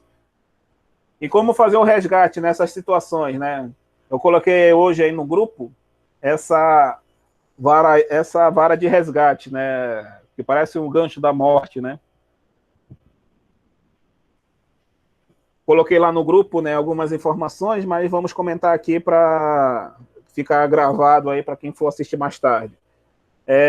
Um lado, vou falar do lado de baixo, né? Vamos recapitular aquele acidente lá do Alvorada. Se tivessem observado que tinha aquele fio jogado no chão, com essa vara de manobra, com essa vara de resgate também, você segura o fio por essa ponta mais fina, né, por essa ponta mais fechada, e você afasta o fio da onde você considera perigoso. E para quem assistiu aquele vídeo, você vê que o fio fica engatado numa posição em que ninguém consegue tirar o fio de cima daquela vítima, né? E aí aquela vítima fica pegando choque. Não sei se aquela pessoa acabou morrendo, mas ela fica desacordada, fica saindo fumaça dela. Então, essa parte dessa vara que está mais aberta é para essas situações de emergência. Pô, o fio está agarrado lá na vítima. Puxa essa vítima de qualquer jeito, que o importante é você tentar resgatar a vítima e tira a vítima de cima do cabo, tira a vítima de alguma forma de lá.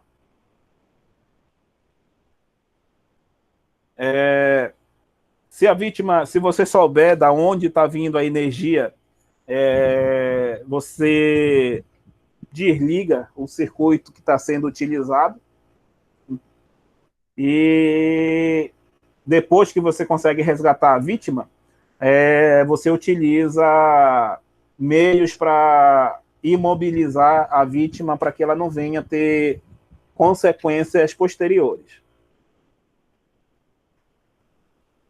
Né,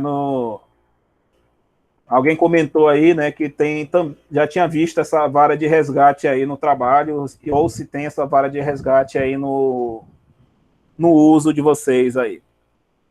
Isso aqui é item obrigatório nas instalações elétricas, tá, pessoal? Tem meios de como resgatar a vítima.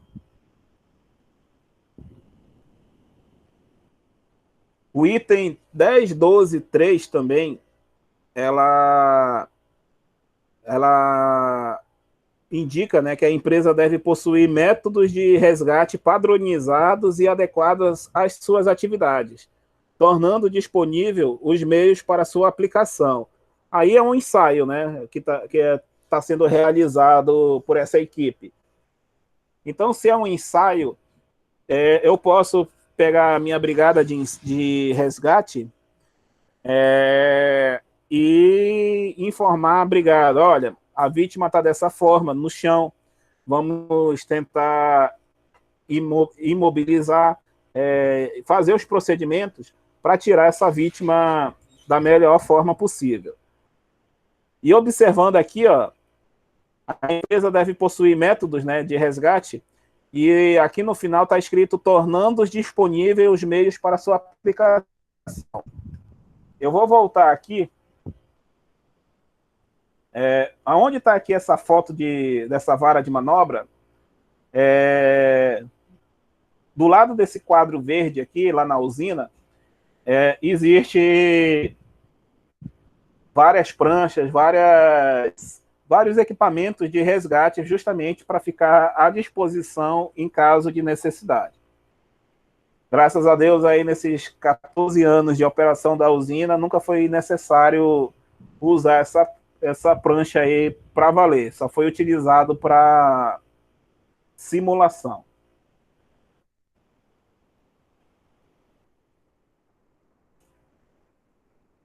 As situações de emergência, né, os trabalhadores autorizados devem estar aptos a manusear e operar os equipamentos de prevenção e combate a incêndio nas instalações elétricas. Ou seja, vamos lembrar quem é o autorizado aí nessa situação. Aquele que estudou e possui o registro e uma autorização formal da empresa. Ou aquele que tem capacitação, fez o treinamento e está sendo supervisionado por alguém e também recebeu a autorização da empresa. Então, todas essas pessoas que estão trabalhando com devida autorização e com treinamento, elas têm que estar aptas a manusear, operar e fazer essas prevenções em caso de necessidade. Então, não existe essa de o cara é brigadista, né? Porque tem pessoas que entram no corpo de brigada só por causa de algum benefício, né, que a empresa oferece, né? Por exemplo, para ganhar o rancho. E, por exemplo, tem pessoas que fazem parte da brigada, e quando a gente vai ver uma simulação, né, na simulação a gente até conta em alguns casos como que vai proceder. Quando a gente vai ver, o brigadista está lá do outro lado da rua, porque ele não quer participar da simulação. Imagina se tiver uma situação real.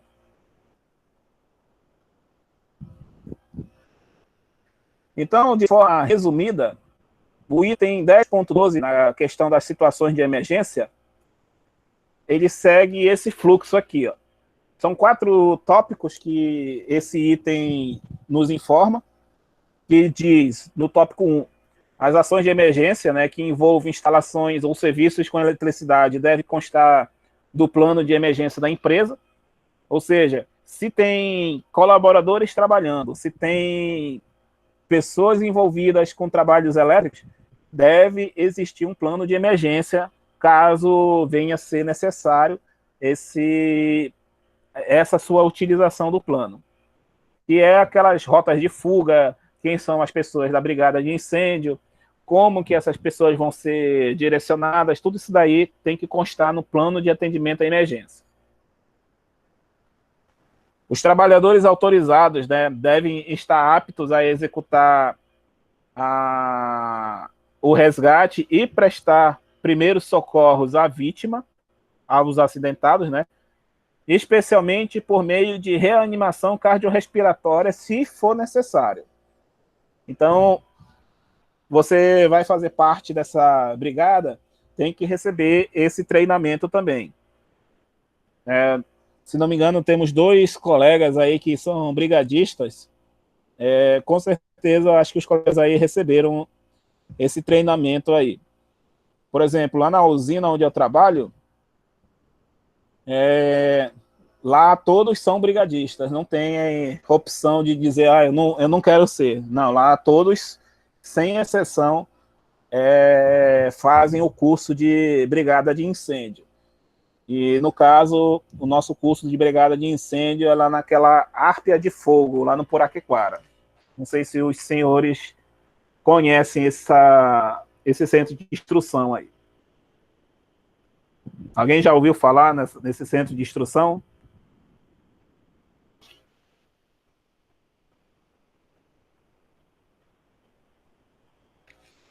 E esse centro de instrução ele é um dos referências do Brasil, né? Porque o nosso sistema de brigada de incêndio, o Amazonas em si, ele não tem o protocolo de emergência particular, né? O nosso protocolo de atendimento, ele obedece o mesmo padrão de São Paulo, se não me engano.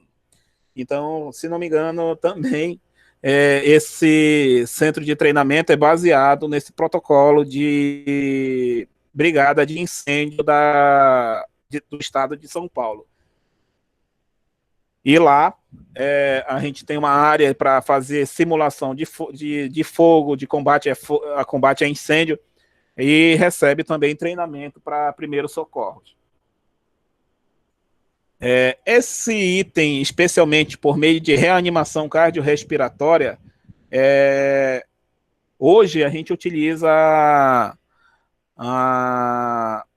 aqueles equipamentos automáticos, né, em que identifica os pontos que se faz necessário caso haja uma parada cardíaca no colaborador, ou então você fazer uma reanimação por ventilação. O item 3 aí, a empresa deve possuir métodos de resgate padronizados, é o que a gente comentou agora há pouco, e adequados às suas atividades, tornando disponíveis os meios para sua aplicação. Então, se alguém vai trabalhar em altura com escada, você tem que ter um plano de resgate para aquele colaborador que, porventura, passar mal ou se acidentar em área de porteamento ou trabalhando em altura em qualquer outra aplicação. E os trabalhadores autorizados devem estar aptos a manusear e operar os equipamentos de prevenção e combate a incêndio existentes nas instalações elétricas. Então, todo aquele conceito de classe de fogo, de tipo de extintor, como utilizar e como também fazer o uso dos equipamentos de hidrante e outras coisas, e seus devidos acessórios, também tem que ser de conhecimento desses profissionais que vão receber esse treinamento de brigada de incêndio e fazer a aplicação deles dentro da empresa. Uma informação importante, né? Ontem eu passei que o SESMIT, ele também tem que acompanhar toda essa parte de área de segurança. Então, o SESMIT também tem que estar envolvido aí nesses ensaios, nessa área de prevenção de acidente, porque geralmente o SESMIT é que trabalha com essa área de responsabilidade de simulações. Eu não lembro de quanto em quanto tempo, né, tem que ter uma realização de simulação, mas eu lembro que é obrigatório você fazer uma simulação de evacuação, uma simulação de acidente químico e uma simulação de fogo em campo. Essas simulações que eu estou comentando aqui são as que nós, lá na usina termoelétrica, fazemos anualmente. Eu só não lembro de quanto em quanto tempo tem que estar fazendo, né? No nosso caso, fazemos uma simulação a cada 4 meses para justamente fazer essa simulação de resgate. Ainda tem o resgate de vítima também. De 4 em 4 meses para poder fazer essa simulação. Mas vai do SESMIT querer fazer quantas vezes forem necessárias para que aquela equipe, né, aquela equipe de brigada de incêndio, ela esteja alinhada, né?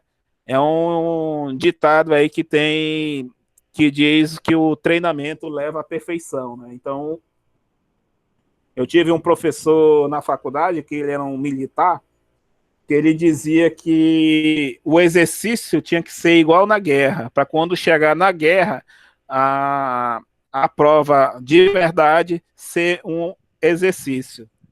Ele queria dizer o seguinte, que é melhor você treinar forte, para quando for na prática, você já sabe o que você vai fazer de cabeça.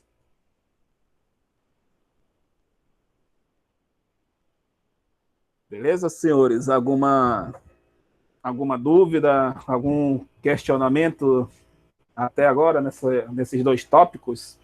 Ou do tópico anterior, ou desse? Negativo.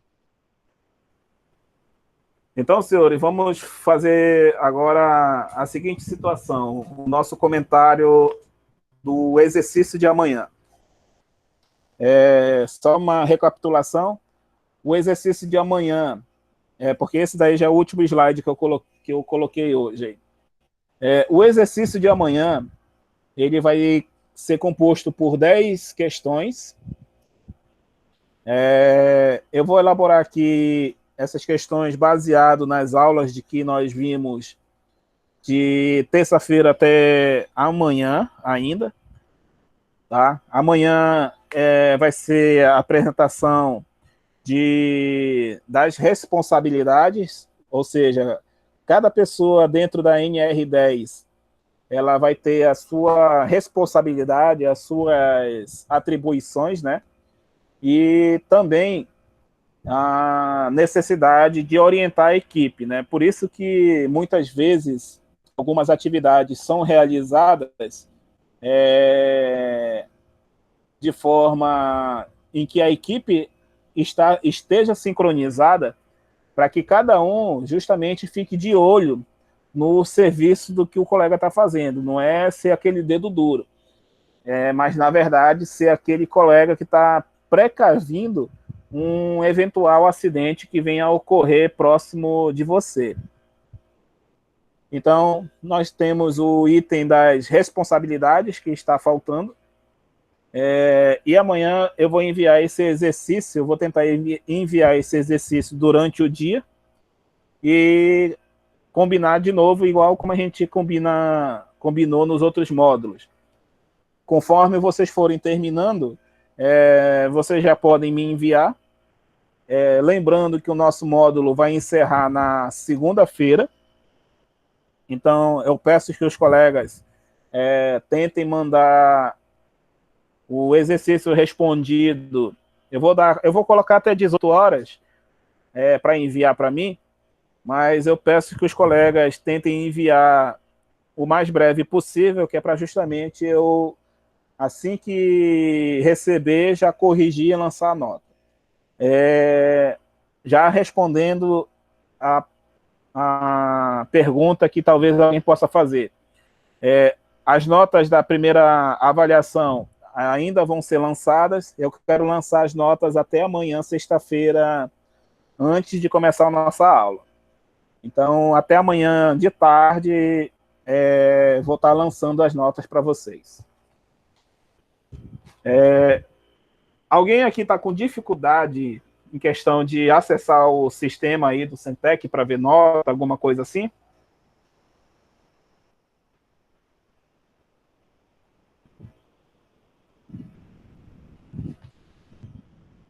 Porque se alguém tiver dificuldade, eu vou perguntar. Eu já estou vendo umas respostas sim aqui, né? Se alguém. O Gleidson está dizendo aqui que sim, né? Mas se tiver mais gente aí que tenha dificuldade, é algum problema para vocês eu colocar a nota de todos numa lista só? Ou tem algum colega aqui que não gosta que os outros vejam a nota dele? Tranquilo, pra mim tá tranquilo. Para mim tá tranquilo, não tem negócio não. Então, beleza, senhores. Então, vou fazer o seguinte, eu vou fazer a correção da lista, né? E eu vou lançar lá no grupo as devidas notas conforme for terminando, não. Eu vou terminar a correção e coloco a lista das notas lá no grupo. E aí, quem tiver dificuldade de acessar o sistema, já olha a nota lá no grupo. É a mesma coisa que vai estar no sistema. Beleza, pessoal?